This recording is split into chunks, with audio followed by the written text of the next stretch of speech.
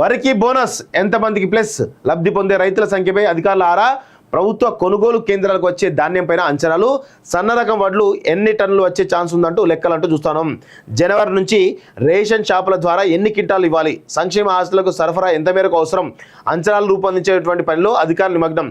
సుమారు 2,500 కోట్లు కేటాయింపులకు సర్కారు నిర్ణయం. పండుగలా నిర్వహించాలని ప్రభుత్వం ప్లాన్ అంటూ చూస్తాం. ఈ ఖరీఫ్ నుంచే సన్న వడ్లకు క్వింటాలకు 500 చొప్పున బోనస్ ఇవ్వాలని ప్రభుత్వం నిర్ణయం తీసుకున్న నేపథ్యంలో రాష్ట్ర వ్యాప్తంగా ఎంతమంది రైతులకు లబ్ధి చేకూరుందని వ్యవసాయ అధికారులు లెక్కలు తీస్తున్నారు. ఈ సీజన్లో జిల్లాల వారీగా సాగైన వరి విస్తీర్ణం ఎంత, అందులో సన్న వరి ఎంత, తాజాగా వరదలతో నష్టపోయిన పంట ఎంత అనే అంచనాలు రూపొందిస్తున్నారు. వరి విస్తీర్ణం లెక్కలను తేల్చి ఎంతవరకు దిగుబడి రావచ్చు అనేటువంటి విశ్లేషణలు మొదలుపెట్టారు. మరోవైపు కొనుగోలు కేంద్రాల్లో ధాన్యం విక్రయించగానే రైతుల ఖాతాలో డబ్బులు జమ చేయాలని ప్రభుత్వం భావిస్తున్నది. దీన్ని ఓ పండుగలా నిర్వహించేందుకు ప్రభుత్వం సిద్ధమవుతున్నది. ఇప్పటికే 2 లక్షల రుణమాఫీ కూడా చేసి ఉండడం, బోనస్ కూడా ఇస్తుందో ఈ 2 అంశాలను జనాల్లోకి విస్తృతంగా తీసుకెళ్లాలని ఆలోచిస్తున్నది. సో ఇక్కడ ఒక చిన్న అనాలిసిస్ చేయాలి మిత్రులారా. ఎందుకంటే రైతు రుణమాఫీకి సంబంధించిన విషయం కావచ్చు, లేదంటే ఇప్పుడు ఏదైతే బోనస్ ఇస్తున్నారో దాని విషయంలో కావచ్చు, కొంత ఒకసారి అనాలిసిస్ చేస్తే చాలా క్లియర్గా తెలుసు. సరే, రైతులకు సంబంధించి కొంత మేర అంటే రైతు బంధు లాంటి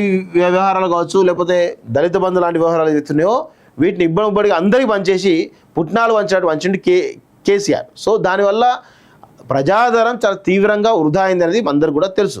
సో ఇప్పుడు రైతు రుణమాఫీ ఏదైతుందో ఈ రుణమాఫీ విషయంలో కొన్ని కండిషన్స్ కావచ్చు, లేకపోతే టెక్నికల్ ప్రాబ్లమ్స్ చాలా ఉన్నాయి. సో దానివల్ల 18,000 కోట్ల రుణాలు మాఫీ అనేది చాలా స్పష్టంగా తెలుస్తూ ఉంది. అయితే ఈ 18,000 కోట్ల రూపాయలకు సంబంధించినటువంటి దాంట్లో రైతులు ఎవరైతే బెనిఫిట్ పొందారో ఎవరైనా బయటికి వచ్చేసి సంబరాలు చేశారా అంటే అది లేదు. ఎందుకు చేయలేదు అంటే కాంగ్రెస్ పార్టీ యొక్క క్యాడరు పట్టించుకోకపోవడం వల్లనే ఇదంతా కూడా వీక్ అయింది. ఒకవేళ ఇదే రైతు రుణమాఫీ కనుక బీఆర్ఎస్ పార్టీ చేసి ఉంటే గ్రామాన పెద్ద ఎత్తున ఒక పండుగల సంబరాలు చేసుకునే వాళ్ళు. కానీ ఆ పరిస్థితి కాంగ్రెస్ పార్టీలో కనబడతలేదు, కొరబడుతుంది.